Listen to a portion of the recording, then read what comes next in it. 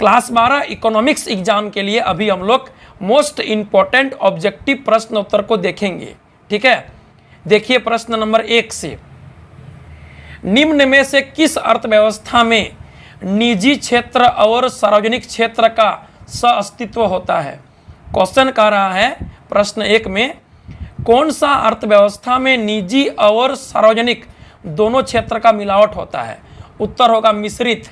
ठीक है, मिश्रित अर्थव्यवस्था में निजी और सार्वजनिक दोनों क्षेत्र का सहअस्तित्व होता है। 1 का सही उत्तर ऑप्शन सी, मिश्रित। आगे देखिए क्वेश्चन नंबर 2, व्यष्टि अर्थशास्त्र के अंतर्गत निम्न में से किसका अध्ययन किया जाता है। व्यक्तिगत इकाई का। 2 का सही उत्तर ऑप्शन ए होगा। माइक्रो इकोनॉमिक्स में व्यक्तिगत इकाई का अध्ययन किया जाता है। ऑप्शन ए सही उत्तर। आगे देखिए क्वेश्चन नंबर 3, आर्थिक समस्या मूलतः निम्न में से किससे संबंधित है। चुनाव से। 3 का सही उत्तर ऑप्शन ए, इकोनॉमिक प्रॉब्लम यानी आर्थिक समस्या मूलतः चुनाव या चयन की समस्या है। ऑप्शन ए सही उत्तर। आगे देखिए क्वेश्चन नंबर 4, निम्न में से कौन निजी वस्तु नहीं है। स्कूटर, साइकिल, रेल, इनमें से सभी। तो सही उत्तर हो जाएगा रेल। रेल निजी वस्तु नहीं है, प्राइवेट गुड्स नहीं है। ठीक है, 4 का सही उत्तर ऑप्शन सी, रेल निजी वस्तु नहीं है। आगे देखिए क्वेश्चन नंबर 5, जब कुल उपयोगिता अधिकतम होती है तब सीमांत उपयोगिता क्या होती है। शून्य होती है। जब TU मैक्सिमम तब MU शून्य होती है, 0 होती है। 5 का सही उत्तर ऑप्शन सी। आगे देखिए क्वेश्चन नंबर 6, किस प्रकार की वस्तुओं के मूल्य में कमी होने से मांग में वृद्धि नहीं होती है। अनिवार्य वस्तुएं।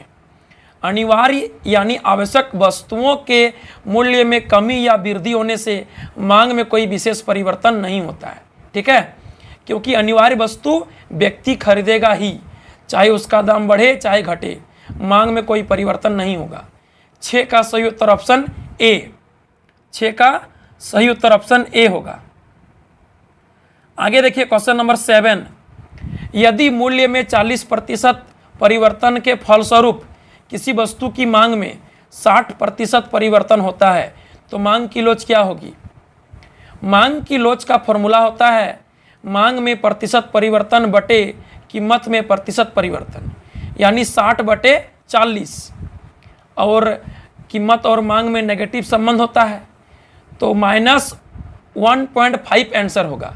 7 का सही उत्तर ऑप्शन बी, मांग में प्रतिशत परिवर्तन बटे कीमत में प्रतिशत परिवर्तन सूत्र होता है मांग की लोच का।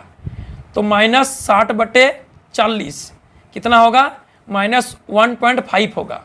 7 का सही उत्तर ऑप्शन बी होगा। आगे चलिए क्वेश्चन नंबर 8 में, कीमत या बजट रेखा की ढाल निम्न में से कौन है। कीमत या बजट रेखा की ढाल नेगेटिव होता है और वैल्यू होता है -PX/PY। ठीक है, 8 का सही उत्तर हो जाएगा ऑप्शन ए, -PX/PY। ए सही उत्तर 8 का। आगे देखिए क्वेश्चन नंबर 9, आय बढ़ने पर उपभोक्ता किन वस्तुओं की मांग घटा देता है। निम्न कोटि की वस्तुओं का, घटिया वस्तुओं का। जब उपभोक्ता का इनकम बढ़ जाता है तो वह घटिया वस्तुओं का, निम्न कोटि की वस्तुओं का मांग कम कर देता है। 9 का सही उत्तर ऑप्शन ए, 9 का उत्तर ए होगा। आगे देखिए क्वेश्चन नंबर 10, दीर्घकालीन उत्पादन फलन का संबंध निम्न में किससे है। पैमाने के प्रतिफल से। 10 का सही उत्तर ऑप्शन सी होगा। दीर्घकालीन उत्पादन फलन यानी लॉन्ग रन प्रोडक्शन फंक्शन का रिलेशन पैमाने के प्रतिफल से होता है। 10 का सही उत्तर ऑप्शन सी होगा। आगे देखिए क्वेश्चन नंबर 11, गॉसन का प्रथम नियम निम्न में से कौन सा है। सीमांत उपयोगिता ह्रास नियम है गॉसन का प्रथम नियम। ठीक है, जिसको घटती सीमांत उपयोगिता नियम भी कहते हैं। 11 का सही उत्तर ऑप्शन बी होगा। आगे चलिए क्वेश्चन नंबर 12 में, मांग वक्र की ढाल का मान क्या होता है। नेगेटिव होता है।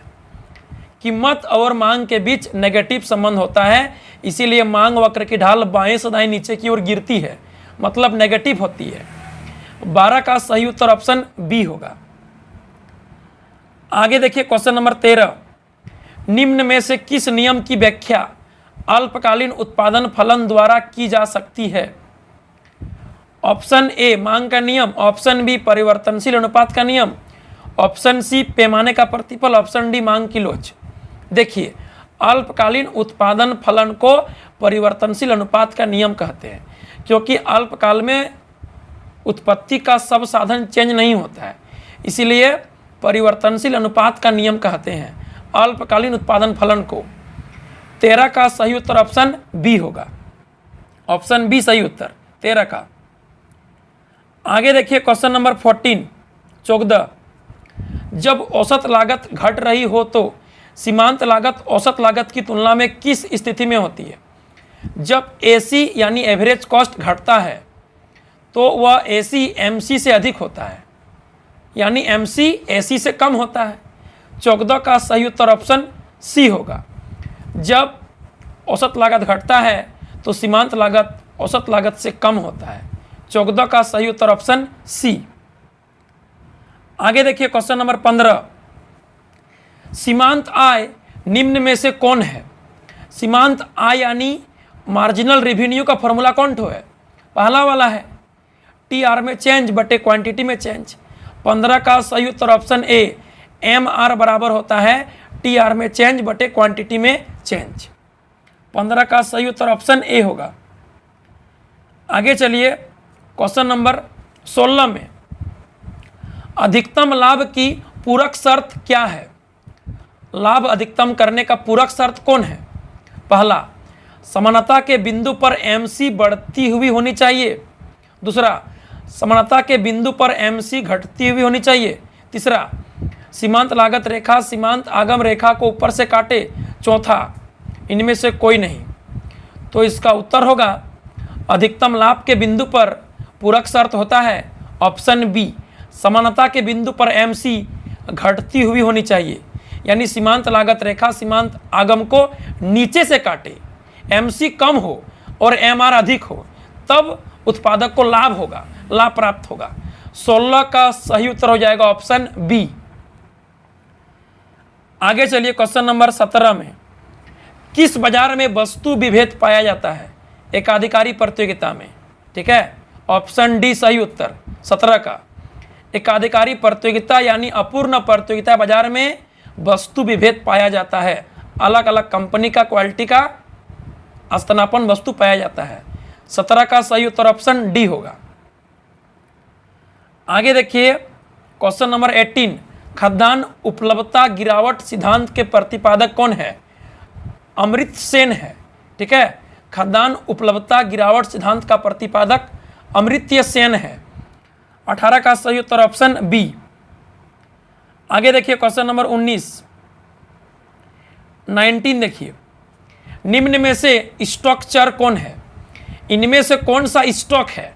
आय, निवेश, उपभोग, धन। ऑप्शन डी धन स्टॉक है। 19 का सही उत्तर ऑप्शन डी। आगे देखिए क्वेश्चन नंबर 20 देखिए, अवसर लागत का वैकल्पिक नाम क्या है? आर्थिक लागत। अवसर लागत को आर्थिक लागत या हस्तांतरण लागत भी कहते हैं। ठीक है, त्यागा हुआ विकल्प का मूल्य भी कहते हैं। अवसर लागत का वैकल्पिक नाम होगा यहाँ पर ऑप्शन ए आर्थिक लागत। 20 का सही उत्तर ऑप्शन ए होगा।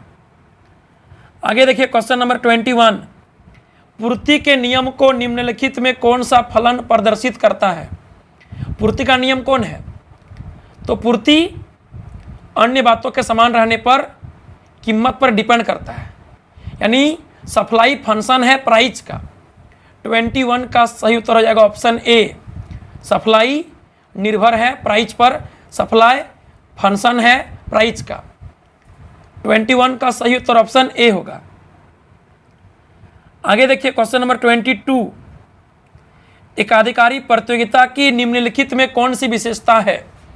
अपूर्ण प्रतियोगिता यानी एकाधिकारी प्रतियोगिता बाजार का इनमें से कौन सा विशेषता है? खोजिए। ऑप्शन ए विभेदीकृत उत्पादन, ऑप्शन बी विक्रय लागतें, ऑप्शन सी बाजार का अपूर्ण ज्ञान, ऑप्शन डी उपयुक्त सभी।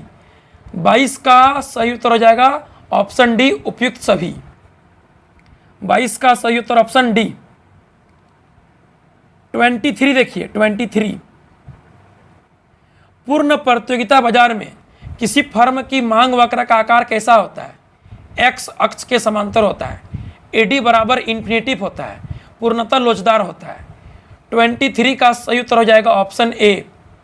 पूर्ण प्रतियोगिता बाजार में मांग वक्र का ढाल एक्स अक्ष के समांतर, पूर्णतः लोचदार, एडी बराबर इन्फिनेटिव होता है। 23 का सही उत्तर ऑप्शन ए होगा। आगे देखिए 24, तटस्थता वक्र का झुकाव कैसा होता है? उदासीनता वक्र यानी तटस्थता वक्र का झुकाव कैसा होता है? बाएं से दाएं नीचे की ओर होता है। 24 का सही उत्तर ऑप्शन बी होगा। बाएं से दाएं नीचे की ओर इंडिफरेंस कर्व का झुकाव होता है। आगे देखिए क्वेश्चन नंबर 25, मांग में संकुचन कब होता है? मांग में संकुचन का अर्थ है कीमत के चलते मांग घटना। तो कीमत के चलते मांग कब घटती है? जब कीमत बढ़ती है। यानी 25 का सही उत्तर हो जाएगा ऑप्शन ए। जब कीमत बढ़ती है और मांग घट जाती है तो उसको मांग में संकुचन कहते हैं। 25 का सही उत्तर ऑप्शन ए होगा। आगे देखिए क्वेश्चन नंबर 26, तृतीयक क्षेत्र में कौन सेवा शामिल है? खनन, निर्माण, संचार, पशुपालन। तृतीयक क्षेत्र में संचार शामिल होगा, ठीक है। तृतीयक क्षेत्र को सेवा क्षेत्र कहते हैं, तो यहाँ पर ऑप्शन सी होगा सही उत्तर। संचार तृतीयक क्षेत्र के अंतर्गत आता है। तो चलिए 26 का सही उत्तर हो जाएगा ऑप्शन सी, संचार तृतीयक क्षेत्र में आता है जो एक सेवा है।